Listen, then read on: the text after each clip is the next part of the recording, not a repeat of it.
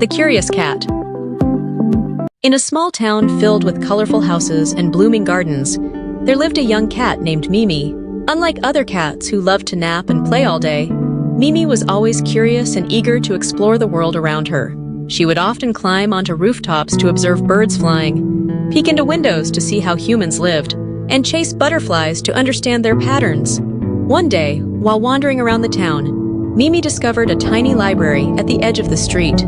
She was fascinated by the rows of books stacked neatly inside. But there was a problem. The library was always closed to animals. Despite this, Mimi's curiosity pushed her to sneak in one day through an open window. Inside, she found herself surrounded by books of all shapes and sizes. Her eyes widened with wonder as she opened the pages. She saw pictures of faraway places, magical creatures, and stories of courage and wisdom. Mimi felt an incredible joy. It was as if every word she read brought her to a new world. But soon, the librarian, Mr. Owl, noticed her. He was a wise old owl who believed that knowledge should be shared with everyone. Instead of shooing Mimi away, he smiled warmly and invited her to sit beside him. "You have a curious mind, young cat.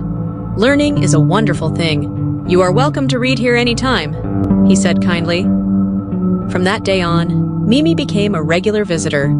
She read every book she could find, learning about science, history, and even how to bake cookies.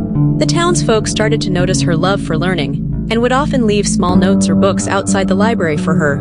Mimi realized that her curiosity and eagerness to learn were not just helping her, they were inspiring others to explore and discover the joy of learning too. Mimi's story spread across the town, and everyone began to see how important it was to stay curious and never stop learning. She taught them that true knowledge has no boundaries, and that the joy of learning is something we should all cherish.